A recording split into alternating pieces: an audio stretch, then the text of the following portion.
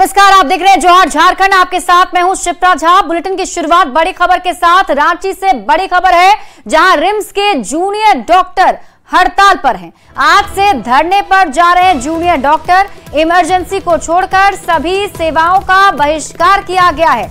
आपको बता दें, कोलकाता में ट्रेनी महिला डॉक्टर से रेप और हत्या का विरोध ये सभी जूनियर डॉक्टर जता रहे हैं और इसीलिए अब ये सभी जूनियर डॉक्टर इमरजेंसी सेवा को छोड़कर सभी सेवाओं का बहिष्कार करने वाले हैं। जूनियर डॉक्टर्स न्यायिक जांच की मांग कर रहे हैं। आईएमए ने बंगाल सरकार को 48 घंटे का अल्टीमेटम दिया है। 48 घंटे के अंदर कार्रवाई की मांग की जा रही है, न्यायिक जांच की मांग की जा रही है। तो रांची से आपको इस वक्त की बड़ी खबर बता रहे हैं, रिम्स के जूनियर डॉक्टर हड़ताल पर जाने वाले हैं। इमरजेंसी छोड़कर सभी सेवाओं का बहिष्कार किया और इसके साथ ही इन सभी जूनियर डॉक्टर की तरफ से विरोध जताया जा रहा है। और देखिए, तस्वीरें आपकी टीवी स्क्रीन पर आपको दिखा रहे हैं। नाराज छात्रों की मांग है कि 48 घंटे के भीतर दोषी को गिरफ्तार कर कड़ी सजा दी जाए। कड़ी सजा दिलाने के लिए फास्ट ट्रैक कोर्ट के पास जाया जाए। अस्पताल में 24 घंटे सुरक्षा गार्ड की तैनाती की जाए। सीसीटीवी कैमरा लगाया जाए। तो ये मुख्य मांगे सभी जूनियर डॉक्टर्स की है, जो रांची रिम्स के जूनियर डॉक्टर हड़ताल पर हैं।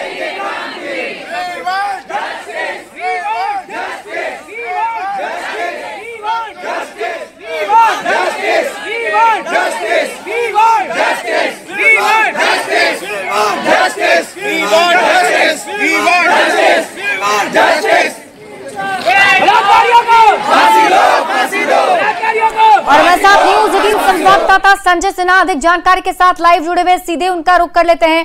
संजय, किस तरीके का अभी धरना प्रदर्शन वहां और क्या कुछ मुख्य मांगे जूनियर डॉक्टर्स की तरफ से की जा रही है?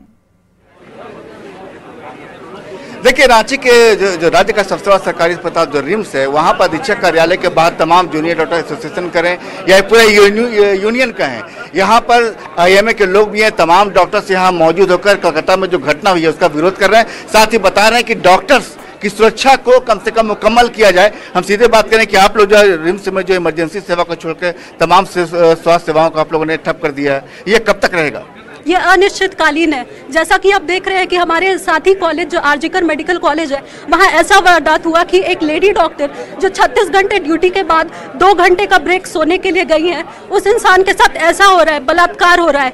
तो प्रशासन से मैं ये पूछना चाहती हूँ कि ऐसी और कितनी वारदातें होंगी जिसके बाद कोई कार्रवाई होगी, और कितनी ऐसी वारदातें होनी पड़ेंगी? देखिए, डॉक्टर्स भावुक भी हैं, नाराज भी हैं, आक्रोश भी है, गुस्सा भी है। और यहाँ पर जेडीए के जो अध्यक्ष हैं डॉक्टर अंकित, हम उनसे बात करेंगे कि ये आप लोग की मुख्य मांगे क्या है? हमारी मुख्य मांगे हैं, सबसे पहले सीबीआई को केस ट्रांसफर करना, जो कलकत्ता में जो अभी जो है स्टेट अथॉरिटी के द्वारा लीड की जा रही है।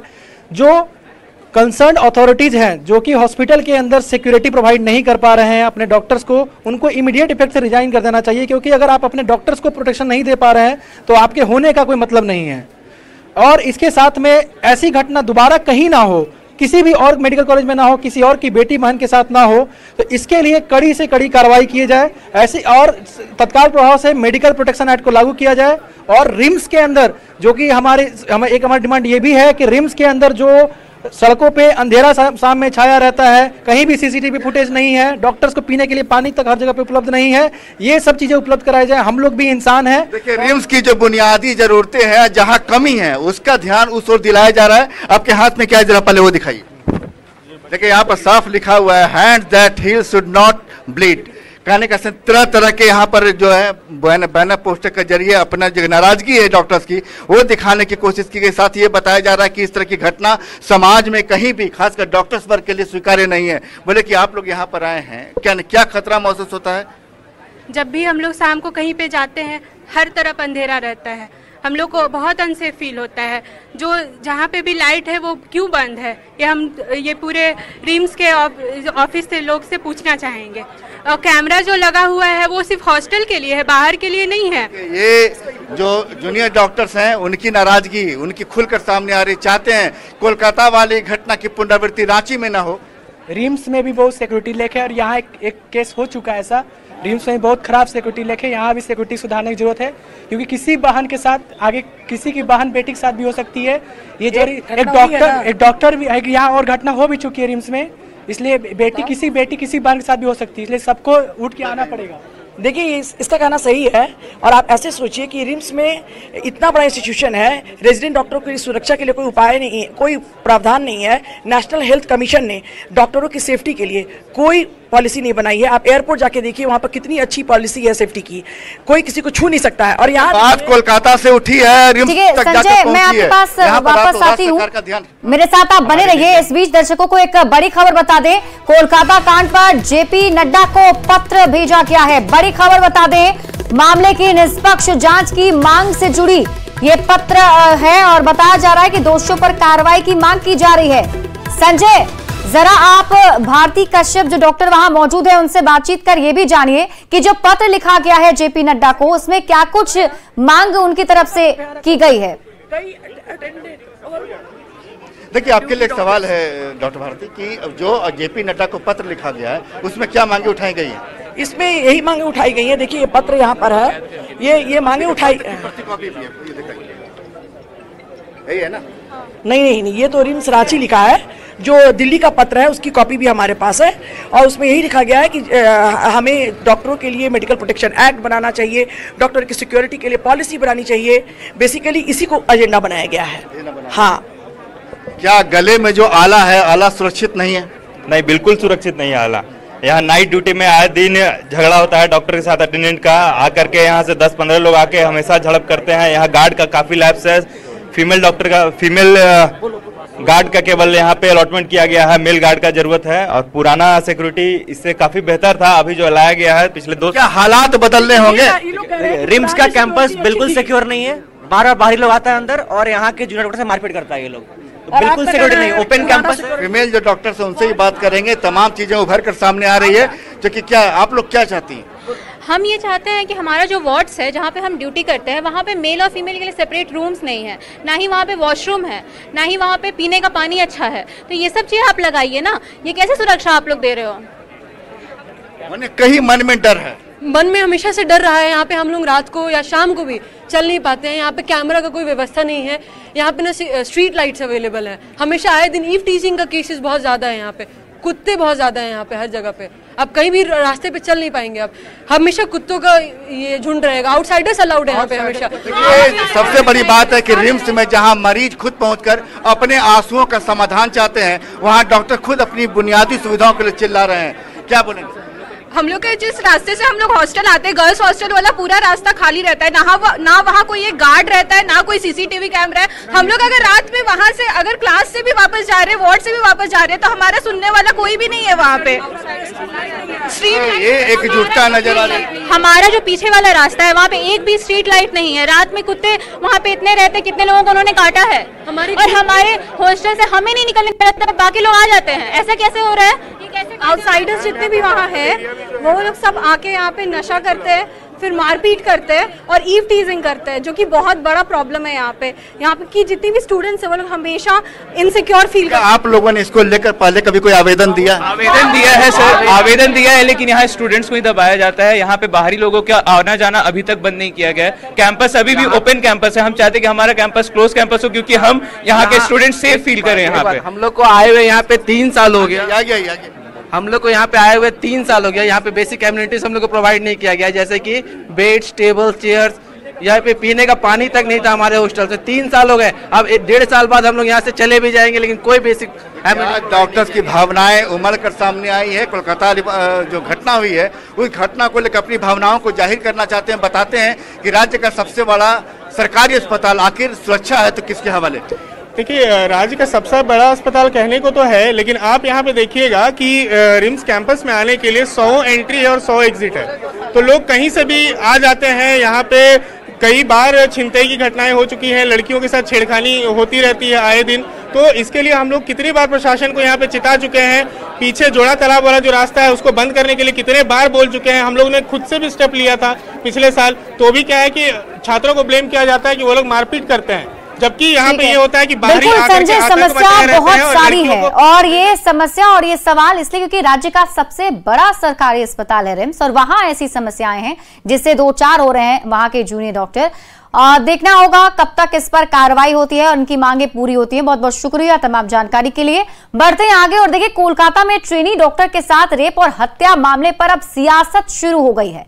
बीजेपी ने इस घटना को दिल्ली की निर्भया कांड के बाद सबसे दर्दनाक करार दिया है और जूनियर डॉक्टर्स के कार्य बहिष्कार को अपना नैतिक समर्थन भी दिया है। वहीं जेएमएम का कहना है कि मुख्यमंत्री ममता बनर्जी इस मामले को लेकर गंभीर हैं, जल्द ही अपराधियों को गिरफ्तार कर लिया जाएगा। में हुआ था उसके बाद बहुत जो भी दुष्कर्म की घटनाएं होती हो तो दिल और मन को झकझोरने वाली रहती है, लेकिन जितना ब्रुचली इस हत्याकांड को अंजाम दिया गया और राज्य की सरकार जो ममता दीदी की सरकार है उनका जो इसमें एक्शन है, मुझे लगता है कि इसकी गंभीरता से जांच होनी चाहिए, सीबीआई से जांच होनी चाहिए और सभी जो भी डॉक्टर्स हैं, डॉक्टर्स स्टाफ हैं, इस अप्रिय इस बहुत ही क्रूर घटना के खिलाफ आंदोलनरत है। हम लोगों का भी उनका नैतिक समर्थन है। जहाँ तक मुझे लगता है ममता बनर्जी ने भी बोला है कि अगर 2 दिनों के अंदर मैं संतुष्ट नहीं कर पाई लोगों को अपने कार्रवाई से तो मैं सीबीआई को सौंप दूंगी। तो जो भी हो, जिसकी भी जांच हो, लेकिन दोषियों को कड़ी से कड़ी सजा मिले, जो दोषी हैं वो जेल के शिक्षों में जाए।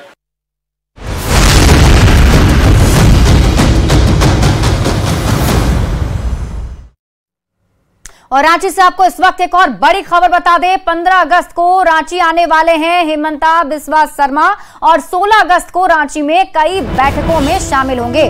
दरअसल विधानसभा चुनाव को लेकर ये बैठकें की जानी है और झारखंड चुनाव के सह प्रभारी हिमंता बिस्वा शर्मा 15 अगस्त को रांची आएंगे और 16 अगस्त को बड़ी बैठक होगी।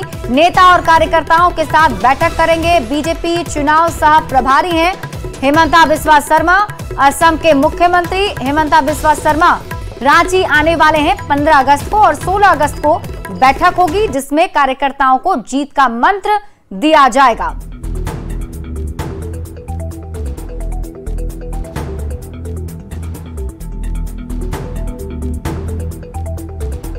तो झारखंड में होने वाले चुनाव को लेकर बीजेपी ने पूरी तैयारी शुरू कर दी है और ऐसे में देखिए लगातार बीजेपी के वरिष्ठ नेताओं का झारखंड दौरा जारी है। किस तरीके से झारखंड में किस रणनीति के तहत आगे बढ़ना है बीजेपी पार्टी को, इसको लेकर तैयारी की जा रही है और इसी कड़ी में बताया जा रहा है कि 15 अगस्त को झारखंड चुनाव के सह प्रभारी और असम के मुख्यमंत्री हिमंता बिस्वा शर्मा पहुंचने वाले हैं। और अब बात करेंगे मुख्यमंत्री मैया सम्मान योजना की। मुख्यमंत्री मैया सम्मान योजना को लेकर जेएमएम कार्यकर्ता गांव-गांव पहुंचकर प्रचार प्रसार कर रहे हैं। योजना से जुड़े बैनर जगह जगह लगाए जा रहे हैं। लाभुकों को फॉर्म वितरित किया जा रहा है। जेएमएम का कहना है कि ये योजना महिलाओं को आर्थिक रूप से मजबूत बनाने की दिशा में एक आदर्श उदाहरण है। चुनावी साल में मुख्यमंत्री हेमंत सोरेन का ये ट्रम्प कार्ड कितना सफल साबित होगा, ये तो चुनाव परिणाम के बाद ही पता चल पाएगा। रामगढ़ से और अधिक जानकारी दे रहे हैं न्यूज़ 18 संवाददाता जावेद खान।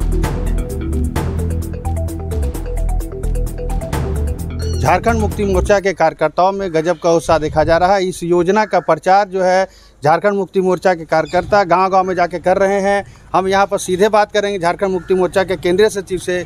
बताइए, मुख्यमंत्री मैया सम्मान योजना कैसे महिलाओं के लिए एक ट्रम्प कार्ड साबित होगी? सबसे पहले तो मैं आपको इस राज्य के योद्धा मुख्यमंत्री आदरणीय हेमंत सोरेन जी को बधाई देना चाहता हूँ, धन्यवाद देना चाहता हूँ। झारखंड मुक्ति मोर्चा के अभी जो योजना जो चल रही है, निश्चित तौर पर यहाँ के महिलाओं को, जो झारखंड के महिलाओं को जो आर्थिक इतना बड़ा मदद, हम समझते हैं पूरे भारत में, पूरा विश्व में एक इतिहास बना है। पर आने वाले दिन में माननीय मुख्यमंत्री जी का सभी महिलाओं ने मिलकर आशीर्वाद देंगे और अगले भी मुख्यमंत्री बने। लगता है कि चुनावी तैयारी है? अरे कोई चुनावी तैयारी नहीं है। घर में जब कोई राज्य का जब मुखिया होता है, सबका गार्जियन होता है, गार्जियन बने सभी बाल बच्चा को जब इस क्षेत्र में रहते हैं, गरीब गुरुआ हो, चाहे यहाँ का मूलवासी हो, चाहे एक आदिवासी हो, चाहे कहीं के रहने वाले, सभी लोगों को आज ये योजना मिल रहा है। हमारे मुख्यमंत्री ने महिलाओं के लिए एक सम्मानजनक योजना दी। बाकी जो बीजेपी की जो योजनाएं थी 15 लाख का, वो जुल्मा साबित हुई। हमारा मुख्यमंत्री ने धरातल पर उतर रहा है। मैया योजना है, बहुत अच्छा है। हम लोग जो अभी मुख्यमंत्री निकाले हैं बहुत अच्छा है। सब महिला लोग बहुत खुश है। घर घर में सब खुशियाँ मना रहे हैं। घर जा रहे हैं, पम्पलेट बांट रहे हैं, घर बांट रहे हैं, हम लोग और बैनर भी फॉर्म बांट रहे हैं, सबको जानकारी दे रहे हैं। अच्छा, तो देख सकते हैं कि कैसे मुख्यमंत्री मैया सम्मान योजना को लेकर जेएमएम के कार्यकर्ता लगातार लोगों के घरों तक पहुंच रहे हैं और बता रहे हैं कि 21 से 50 साल की महिलाएं जो हैं इसका लाभ ले सकती है, यानी कि प्रति माह 1000 रुपये महिलाओं के खाते में आएगा। जावेद खान, न्यूज़ 18 रामगढ़। झारखंड में लगातार गिरती विधि व्यवस्था को लेकर एक बार फिर बीजेपी ने राज्य सरकार पर निशाना साधा है। हजारीबाग के अस्पताल में कैदी शाहिद अंसारी की सुरक्षा में तैनात हवलदार चौहान हेब्रम की मौत मामले में सियासत गर्म हो गई है।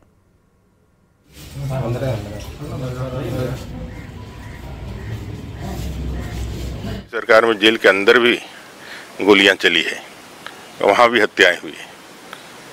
तो सरकार पूरी तरह से जवाबदेह है और मुझे लगता है कि झारखंड की सरकार इन सब चीज़ों पे बहुत ज़्यादा ध्यान नहीं देती है, क्योंकि कहीं ना कहीं इन लोगों का संरक्षण भी उन्हीं के माध्यम से मिलता है।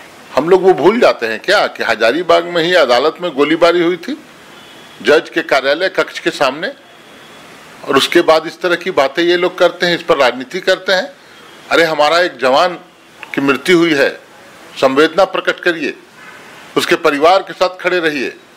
इस तरह की बातें करके आप पुलिस का हौसला गिराने का काम। मौसम से जुड़ी आपको इस वक्त की बड़ी खबर बता दें, राजधानी रांची में आज भारी बारिश का अलर्ट जारी किया गया है। आज फिर से मानसून सक्रिय नजर आएगा। मौसम विभाग के मुताबिक अलग अलग जिलों में अगले 4 दिनों तक बारिश होगी। 16 अगस्त के बाद मानसून के कमजोर पड़ने की संभावना है। रांची, लोहरदगा, गढ़वा, पलामू, लातेहार समेत कई ऐसे जिले हैं जहां भारी बारिश का अलर्ट जारी किया गया है।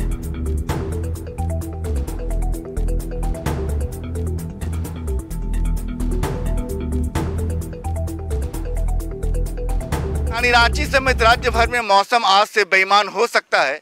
मौसम विभाग के पूर्वानुमान के मुताबिक आज से अगले 4 दिनों तक भारी बारिश हो सकती है। रांची की बात करें, सिमडेगा, लातेहार, चाहे आसपास से कई जिलों में आज भारी बारिश का पूर्वानुमान बताया गया है। लेकिन रांची के आसमान में बादल इस समय नजर नहीं आ रहे हैं। अब थोड़ी देर बाद या शाम में हल्की हवा चले तो बादल आ सकते हैं। हमारे साथ कुछ राजधानी के लोग, हम उनसे बात कर रहे हैं कि आज से भारी बारिश का पूर्वानुमान है, लेकिन आसमान में तो बादल नहीं दिख रहे हैं। हाँ, तो हम लोग भी मतलब उम्मीद करते थे कि रोज पानी होगा और रोज बादल देखते हैं, लेकिन बादल कहाँ चला जाता है कुछ पता नहीं लगता। और शहर में भी पॉकेट, अलग अलग पॉकेट में पानी पड़ता है, कभी कांके में पड़ता है, कभी हिनू में थोड़ा बहुत पड़ा, और साइड इलाका जितना है वहाँ पानी हो रहा है बीच बीच में। बिल्कुल, देखिए एक खूबसूरती का है या रांची का भौगोलिक ऐसा है, भूगोल ऐसा है कि रांची में एक साथ सघन बारिश बहुत कम हो पाती है, पॉकेट में बारिश होती है। अगर धुरवा में बारिश हुई तो बरियातू में बारिश नहीं हुई। कल रात बता दें कि बरियातू में जो शाम में बारिश हुई है, बांध गाड़ी निचले इलाके में फिर पानी भर गया है। बोले सर, किसानों के चेहरे पर तो रौनक है, शहर क्यों डर जाता है? शहर डरता है कि पानी का जमाव, जगह जगह पानी का जमाव, लोगों के घर में घुस रहा है पानी। अब घर ठीक से नहीं बना, आपका जितना भी है नाली, अब नाली के ऊपर में घर बन गया, तो जितने भी यहाँ से पानी का निकास होगा, निकास की जितनी भी व्यवस्था है वो सब ठप हो गई है। नाली आपका अक्सर जाम है, तो पानी निकलेगा कहाँ? थोड़ी सी बारिश होती समझिए पॉकेट हो गया, कटोरा कैसा, पूरा शहर कटोरा कैसा हो गया। जो ड्रेनेज सिस्टम है, सब ड्रेनेज सिस्टम ब्लॉक है आपका। तो अब नदी देखिए, पहले हम लोग तो यहाँ बहुत दिनों से रांची में, पहले की नदियाँ, चाहे हिनू नदी बोलिए, हरमू नदी बोलिए, एकदम बहता था, जैसे लगता था कि क्या सब पूरा हो रहा है। राजधानी रांची का इतिहास बता रहे हैं, नदियों का इतिहास बता रहे हैं। आपको बता दें कि गलती करेंगे तो पछताएंगे। आखिर ऐसा क्यों होता है कि मौसम विभाग जब भी पूर्वानुमान जारी करता है भारी बारिश को लेकर, तो शहर डर जाता है, किसान खुश हो जाते हैं। संजय कुमार सिन्हा, न्यूज़ 18 रांची। बोकारो से आपको बड़ी खबर बता दें, बारिश से जलाशयों में जो है पानी का जलस्तर बढ़ गया है। तीनों घाट डैम के 3 फाटक अब खोले गए हैं। डैम में पानी के बढ़ते दबाव के कारण अन्य गेट को खोलने पर भी विचार किया जा रहा है। पिछली बार तीनों घाट डैम का फाटक खुलने से बंगाल सरकार ने आपत्ति जताई थी। बंगाल में बाढ़ जैसी स्थिति हो गई थी, इसको लेकर आपने देखा भी, राजनीति भी काफी तेज हो रही थी। हालांकि बताया जा रहा है कि बार फिर से जो 3 फाटक खोले गए हैं तीनों घाट के, और जानकारी के मुताबिक कुछ और फाटक भी खोले जा सकते हैं, इस पर विचार किया जा रहा है।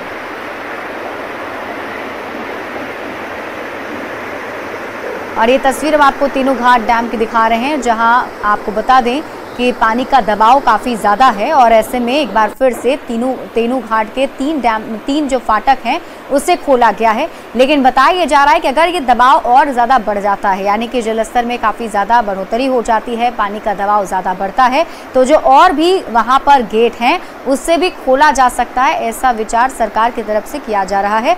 लेकिन पिछली बार जब तेनू घाट डैम के फाटक खोले गए थे तो बंगाल में बाढ़ जैसी स्थिति हो गई थी। तो ऐसे में देखना होगा कि इस बार अगर दूसरे फाटक खोले जाते हैं और फिर से वही स्थिति बनती है तो क्या कुछ होता है।